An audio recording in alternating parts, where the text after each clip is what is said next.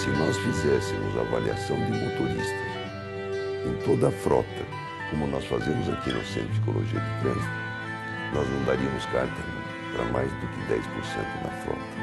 E se a gente quer fazer ciência, não adianta ficar fechado num gabinete com coisas hipotéticas, nós precisamos ir para o campo. E esse foi o meu grande desafio.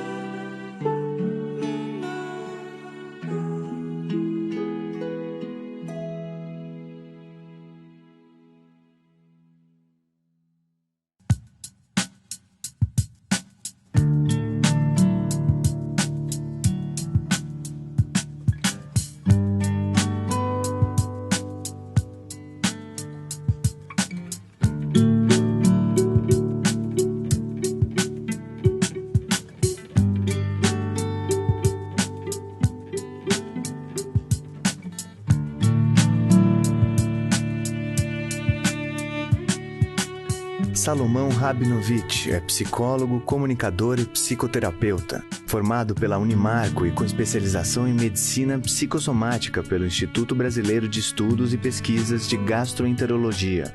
Titular fundador da Academia Paulista de Psicologia, ocupando a cadeira número 9 e presidente da Comissão de Ética, Cidadania e Direitos Humanos. Precursor e participante ativo na formação da cidadania do país, assim como nas áreas da psicologia hospitalar, na prevenção de acidentes de trânsito e assistências às vítimas de eventos traumáticos. Promotor junto à mídia, na TV e na imprensa e também nas escolas de qualidade de vida e a saúde pública. É presidente da Associação de Vítimas de Trânsito, Avitran, e diretor do Centro de Psicologia Aplicada ao Trânsito, CEPAT. Professor de Ética na graduação e de Psicologia do Trânsito na pós-graduação em universidades paulistas e mato-grossenses. No exercício clínico, conta com significativa experiência em laudos periciais e em psicoterapia breve, sobretudo aplicada a acidentados e hospitalizados. Atua também como consultor de empresas, órgãos oficiais e agências de propaganda e marketing nas áreas de ética, cidadania e saúde. A escolha da psicologia, para mim, foi alguma coisa muito vocacional. Era vocação mesmo. E eu já vislumbrava uma área de atuação muito grande na psicologia, além do padrão que já existia. Eu fui a primeira turma da Unimarco e durante o processo de graduação eu fui fazendo uma grande parte da minha formação. Fui participando de grupos de estudo, de simpósios, de congressos, começando trabalhos de pesquisa. Nisso, nós fomos descobrindo algumas áreas novas, não exploradas ainda pela psicologia, e me levou a me tornar um dos pioneiros em algumas áreas. Por exemplo, na área de distúrbios psicossomáticos, eu fiz curso de pós-graduação em nível de especialização no IBPG, que era uma área que era árida para nós. Uma área em que as pessoas iam aos médicos e tratavam tudo como problemas orgânicos, quando a causa era psicológica. Isso deu um impulso muito grande nessa visão, tanto é que foi criada a Associação Brasileira de Medicina Psicossomática, que eu fiz parte. E uma coisa foi puxando a outra na formação. Fiz grupo de formação em disfunções sexuais no Brasil, com um grupo que veio dos Estados Unidos. E aí comecei no Hospital Albert Einstein, desenvolvendo uma área absolutamente nova no Brasil, que era a área de psicologia hospitalar, quando só existia no HC uma coisa um pouco incipiente e no INCOR. E, de repente, os médicos me viam no hospital e me diziam assim: mas o que você está fazendo aqui? O teu lugar não é aqui, é no hospital psiquiátrico. E eu dizia: não, o meu lugar é aqui e eu vou provar. E realmente foi uma revolução muito grande.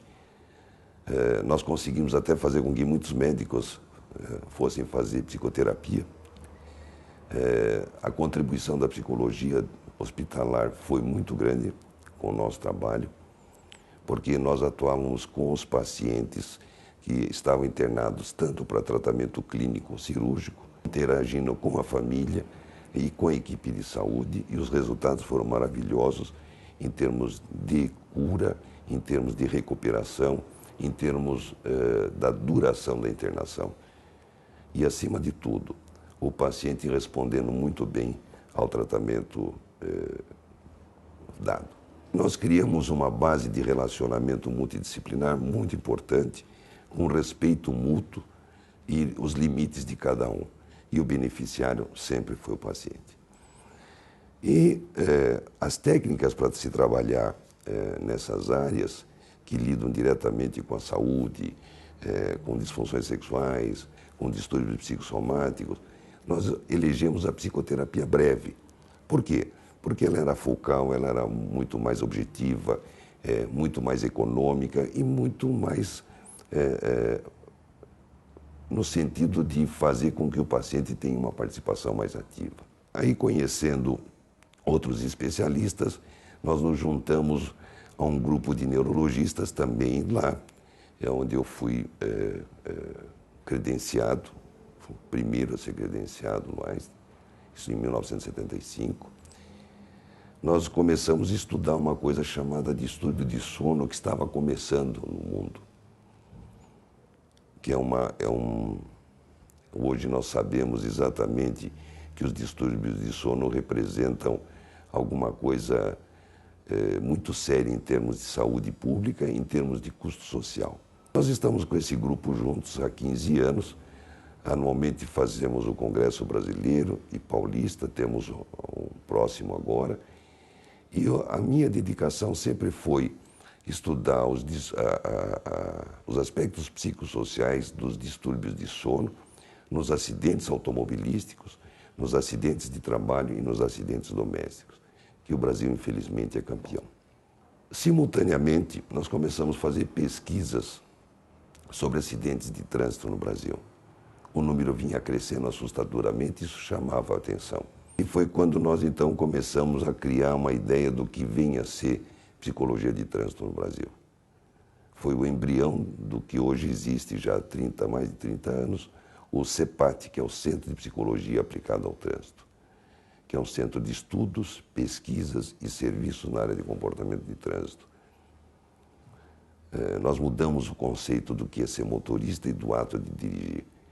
E esta visão clínica é que foi muito importante para mudar esse conceito. Nós temos um conceito automobilístico distorcido no Brasil que ainda não mudou, infelizmente, apesar de tantos anos lutando. Aqui no Brasil, guiar é considerado uma coisa simples, automática, qualquer criança faz, basta usar reflexo e andar em velocidade. Esses ingredientes que tornaram o Brasil campeão mundial de acidente. O ato de dirigir não é um ato complicado, mas é um ato complexo. Só que o ser humano tem equipamento para responder a essa complexidade. Por isso que nós avaliamos se esse equipamento humano está em condições de responder a essa complexidade. E aí desenvolvemos esse trabalho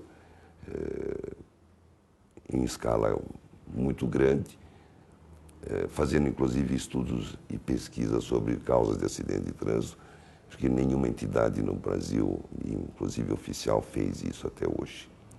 O nosso centro é um centro pioneiro na América Latina. Descobrimos a importância da avaliação psicológica. O que nós temos aqui no Brasil é uma piada, tanto o exame de habilitação quanto a avaliação psicotécnica. Nós tentamos mudar. Já dentro da faculdade, sempre envolvido no aspecto ético, eu fui um pouquinho para a carreira do magistério, lecionando a cadeira de ética profissional em algumas faculdades e dando cursos de pós-graduação em psicologia de trânsito em 2 faculdades também, uma aqui em São Paulo e outra em Mato Grosso do Sul. E o nosso curso sempre foi dinâmico porque nós não trabalhamos só vendo legislação. Isso não é ética. É despertar o aluno para conteúdos éticos dispostos no Código de Ética de então e fazendo um estudo comparado com os outros códigos de ética de outras profissões de saúde. O problema ético, ele é no momento, ele é nível real. Você não pode dizer para o paciente, não, espera aí que eu vou ver como é que eu vou resolver. Então esta foi a minha contribuição no magistério e depois eu parei de lecionar em nível de graduação e fui para pós-graduação.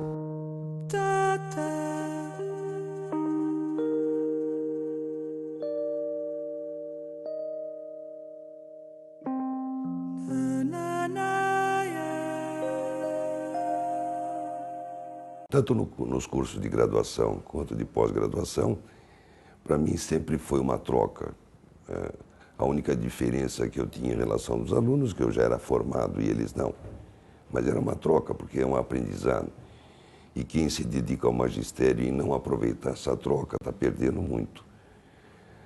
Foi uma troca rica porque, em termos de ética, os alunos puderam colocar suas ansiedades, fantasias que havia em relação à profissão. Mesmo no curso de pós-graduação, apesar de ser um tema absolutamente novo, as pessoas tinham expectativas mágicas, mirabolantes com relação ao trânsito no Brasil. E, infelizmente, nós não vamos conseguir resolver a questão de trânsito no Brasil numa canetada ou por passe de mágica. Nós vamos levar gerações para mudar, porque isso depende de uma mudança cultural. A par dessas atividades profissionais, o consultório, o CEPAT, eu fui honrosamente convidado para fazer parte do Conselho Regional de Psicologia, participando de diversas iniciativas na comissão de divulgação. E, naquela época, houve uma ameaça muito grande para os psicólogos e os profissionais de saúde. Um deputado federal, então, chamado Salvador Giulianelli, apresentou um projeto no Congresso Federal, de autoria do presidente da Associação Médica Brasileira, na qual ele vinculava 8 ou 9 profissões já regulamentadas de saúde ao médico. Isto é, nós só poderíamos exercer a profissão com autorização do médico. Isso violava um preceito constitucional muito grande, violava um direito adquirido, era um projeto mais de interesse corporativo e político do que de interesse da saúde. E nós tivemos a iniciativa de conversar com este deputado, conseguimos reunir alguns presidentes de conselhos já existentes, fizemos uma mobilização em termos nacionais e depois de alguns meses tivemos a sorte de que o bom senso prevaleceu. Este deputado me liga uma determinada tarde do Congresso da Tribuna e diz, olha, Salomão, estou acabando de gravar um discurso que eu vou fazer agora, retirando esse projeto. Didaticamente, na formação do psicólogo, você podia ir ou para a área clínica, ou para a área educacional, ou para a área empresarial, ou do trabalho, etc. E era essa visão que se tinha, só tinha esses caminhos. Quando nós começamos a abrir novos campos, num pioneirismo em atuar em várias outras áreas, nós dizíamos o seguinte, onde houver mais de 2 pessoas, cabe um psicólogo. Então, se todas as entidades educacionais, se todos os setores de saúde, se todos os setores de recursos humanos, tanto público quanto privados, tivessem pelo menos um psicólogo. Nós temos hoje, infelizmente, uma situação em que o psicólogo ele atua com um subemprego, quando não ele tenta trabalhar de forma autônoma e as dificuldades são muito grandes. Mas é isso que nós lutamos. E se a gente quer fazer ciência, não adianta ficar fechado num gabinete com coisas hipotéticas, nós precisamos ir para o campo. E esse foi o meu grande desafio. E qual não foi a minha surpresa, que quando de repente, em 1979, eu fui convidado a integrar a Academia Paulista de Psicologia. Devo a vários nomes da psicologia aqui no Brasil a gratidão e o reconhecimento por terem me dado a oportunidade de estar com eles. E o que foi mais importante para mim, uma coincidência extremamente misteriosa, que o patrono da minha cadeira, Dr. Mário Ian, foi meu terapeuta, foi meu guru, meu grande amigo, um homem com quem eu aprendi muito. E por acaso ele veio ser patrono da minha cadeira, o que me honra duplamente. E uma das coisas que a academia me proporcionou foi a criação de uma comissão a qual eu presido, uma comissão de ética, cidadania e direitos humanos, que é exatamente para mostrar para a sociedade que a academia ela tem uma preocupação muito grande com o conceito de ética, de cidadania e direitos humanos. E o conceito de direitos humanos é o conceito da Carta da ONU. É tudo que envolve a saúde, o bem-estar e a vida de um cidadão. Se depende de atuação política, de atuação lobística, nós vamos fazer de críticas, mas sempre visando o ser humano.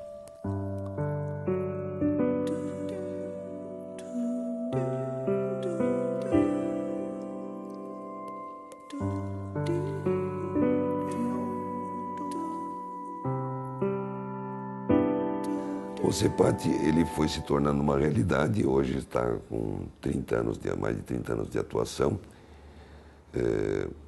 No site tem toda a descrição de todas as áreas que nós atuamos, principalmente agora na área de consultoria em segurança de trânsito. Mas, acima de tudo, ele foi também um grande apoiador para uma ONG que nós criamos há 15 anos no Brasil, que é única no Brasil e no mundo no gênero, chamada Avitran, Associação de Vítimas de Trânsito. Como nós conhecíamos causas de acidentes, a realidade brasileira em termos de trânsito, nós entendemos que nós tínhamos que ter um instrumento para fazer lobby na verdadeira acepção da palavra e cobrar das autoridades, nos 3 poderes, nos 3 níveis de administração, um elenco de medidas necessárias, mas com base técnica e científica fornecida pelo CEPAT, para reduzir acidentes no país. E foi o que nós fizemos. Sem ajuda, sem apoio, a não ser com o apoio da grande mídia brasileira e ajuda de Deus. A Avitran foi criada para reduzir acidentes e, como envolvia violência, nós começamos a atender também vítimas, não só de acidentes, mas de atos violentos e traumáticos, como assalto, sequestro, estupro, explosões, acidentes aéreos. Exatamente para dar apoio psicológico para as pessoas que sofrem esses traumas. E aquilo que hoje se conhece como estresse pós-traumático, que você acaba permitindo com que pessoas tenham uma morte moral, acabem com a vida, fiquem fechados. Então nós começamos a fazer isso em nível de consultório, e um dos sonhos que nós tínhamos na Avitran era criar um centro para atender um grupo muito grande de pessoas carentes que não tinham acesso a esse serviço e a esse atendimento. Começamos inicialmente com uma parceria que foi feita com a Polícia de Trânsito de São Paulo, mas infelizmente, por um grande equívoco, o governador do estado acabou com este batalhão. Nós ficamos sem espaço. Em 2004, nós refizemos uma nova parceria com a Polícia Rodoviária e o DR, e hoje nós temos um espaço para 300 pessoas, onde nós atendemos essas pessoas e seus familiares num grupo de autoajuda para dar apoio psicológico, para fazer com que essas pessoas voltem a se tornar úteis a si mesmo e à sociedade. E, em alguns casos, pessoas que foram vítimas de acidentes graves ou de atos traumáticos graves, onde envolveu invalidez. Em muitos casos, nós fazemos uma reorientação vocacional para que essa pessoa tenha uma outra possibilidade de trabalho. Nesses 15 anos de Avitran, você imagine o que a gente atende de pessoas que ligam para cá, nós temos um 0800. Nós nos interessamos por tudo que possa vitimar alguém, seja na sua integridade física, na vida, no patrimônio, ou no bolso, ou no direito de consumidor. Então, as demandas são grandes, as histórias são as mais cruéis. Infelizmente, todos nós sabemos que, pela ordem natural da vida, os filhos costumam enterrar os pais idosos. E nós vivemos numa realidade em que, de há muitos anos para cá, os pais estão enterrando filhos jovens. Quando o Código de Trânsito foi promulgado, eu já tinha uma grande preocupação com motociclistas. Hoje estão morrendo 5 motociclistas aqui em São Paulo, mais um inválido por semana, numa faixa etária de 18 a 27 anos. Essa verdadeira carnificina. E entre várias ações da Vitran, que também estão descritas no site, uma delas, primeiro, é lutar pela implantação do bafômetro no país, pela obrigatoriedade. Segundo, nós estamos com um projeto para mudar o Código de Trânsito com relação à circulação de motocicletas. Fizemos vários testes de segurança que instruem este projeto, mostrando como 2 e 4 rodas podem conviver sem tantas mortes. E, acima de tudo, a nossa luta não vai cessar enquanto nós não tivermos no Código de Trânsito, além do exame físico para obtenção de carteira, o exame psicológico. Não esse psicotécnico que é uma piada, mas um exame psicológico muito mais amplo que pode envolver exame psicotécnico. Você tem todos os instrumentos que você pode usar de avaliação, entrevistas e outros instrumentos agregados para formar uma avaliação com uma margem de erro, de probabilidade de erro muito pequena, porque garantia total não existe. Tanto é que há muitos anos, uma das entrevistas que eu dei para a imprensa, eu dizia o seguinte, que se nós fizéssemos avaliação de motoristas em toda a frota, como nós fazemos aqui no Centro de Psicologia de Trânsito, nós não daríamos carta para mais do que 10% da frota.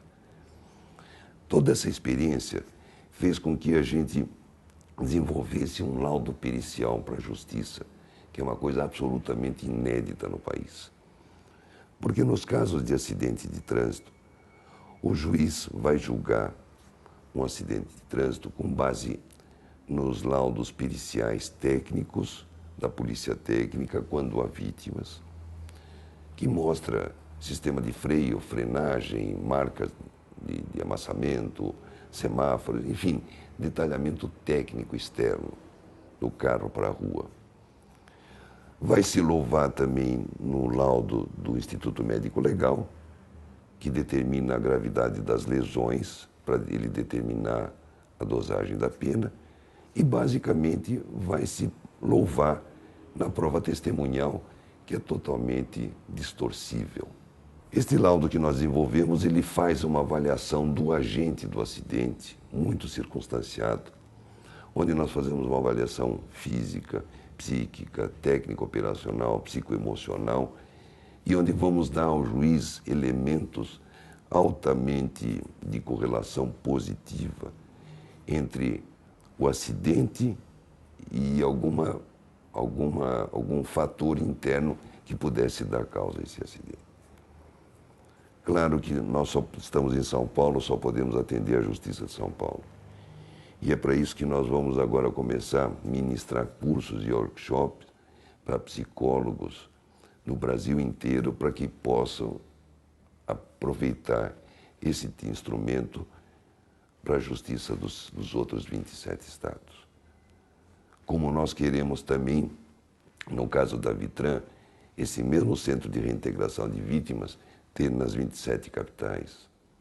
Como nós queremos levar para os formandos em psicologia e recém-formados palestras e conferências e workshops para mostrar a realidade profissional no Brasil e que caminhos eles podem buscar e como chegar a esse caminho, para que a gente tenha uma evolução profissional no Brasil.